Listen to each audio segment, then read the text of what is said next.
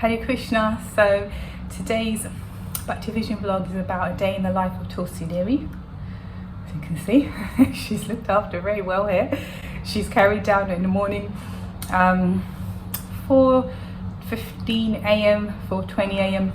She has to get downstairs and be put into a nice skirt which would match the outfit from the day before, and she stays on the altar for the whole of Manga Arati.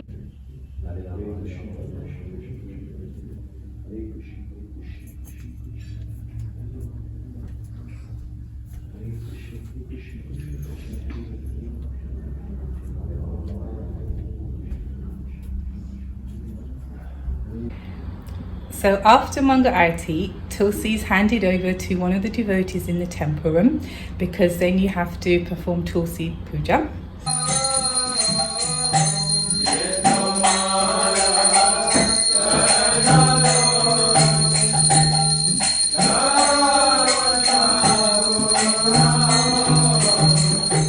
And then that Tulsi Devi will stay in the temple room and for Japa period, so from 5:15, 5:20 until 6:45, like that, until she comes back upstairs. When she comes back upstairs, she puts on another skirt, because why not?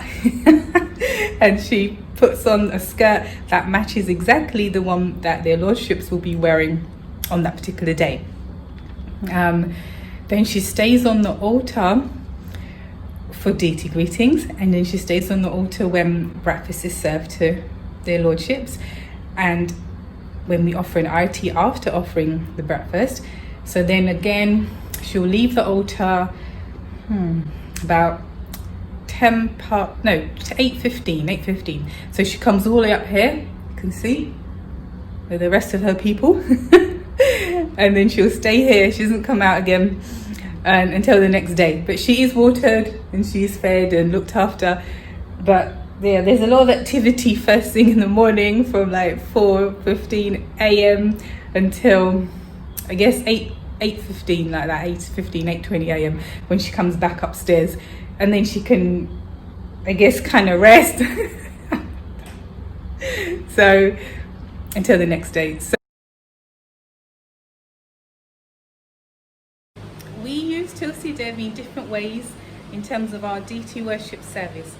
We would place a Tulsi leaf on the hand of our spiritual master, not on the feet but on the hand, and he offers it up to his spiritual master, and so on. We also place a Tulsi leaf on the hand of Srila Prabhupada, not on his feet again. And then when we're preparing the bathing trays for their lordships, we'd place one single Tulsi leaf in the middle of that bathing tray as well. So many different ways that we actually use Tulsi Devi in worship on the altar. We also offer Tulsi leaves to the lotus feet of Lord Krishna, Jagannath, Baladev, Giriraj, and here you can see, well, this is Gauranga Mahaprabhu, and obviously Lord Nityananda as well. We don't offer Tulsi leaves to Srimati Radharani's lotus feet or Subhadra Devi. These are the lockdown Manga Arati sweets. There's normally 16, I believe, per plate, which is a lot. So this is just a short-term version, and we also obviously have Tulsi leaves on every single prep. So what are these Tulsi leaves for? And the Tulsi leaves will go on the lotus feet of our lordships. So we choose bigger ones for Radha and Krishna and Jagannath, Baladev, Subhadra, they're big. And then we're trying to find small ones for Giriraj. He just comes in with his face. Yeah. Cheeks. So here I am putting Tulsi leaves on Lord Krishna's lotus feet. This is the final thing you do when you finish dressing their lordships. Hare Krishna. Hello. So Bhakti Vision has just finished cooking the breakfast, which I'm going to take downstairs to offer. And now what he's doing, if I just show, you see he's putting Tulsi leaves on all the offerings, because Krishna will not accept any of the preps without Tulsi leaves. Is that correct, Nancy? Yeah. Confirmed. So you see everything, water, the drink, whatever's on the plate that's going on the altar has to have Tulsi Devi. Hare Krishna. Hare Krishna. Hare Krishna. So here I'm in Tulsi house. It's like, what time is it? 6:30 in the morning, and this is Tulsi Pujari, Keisha Peru. Hare Krishna. So, Keisha Peru, how long have you been doing this service? About 6 months or so, not too long. Oh, Yeah. have you looked after Tulsi before? No, I have some horticulture experience, so I was told to take up the service, so I'm very fortunate. So, what were you growing before? Anything I could. Got like herbs and Yeah, like of course, spices. yeah. Alright, I okay. take a keen interest, you see. Yeah, we'll leave it there. Okay. So, recently, like what, a day or two ago, you installed these new lights? Yeah, about a few days ago, there's some very, very generous donors. Because it's getting very dark outside now, very cold, so Tulsi generally needs better lighting. Because Tulsi is a tropical plant, indigenous to India, so yeah, to grow in England, she needs to mimic those conditions. So these lights are really nice, like very new technology, using LEDs, and using this functionality, we can kind of mimic the sun, make it a bit brighter if we need to, because it's really bright, or we can make it dimmer as well.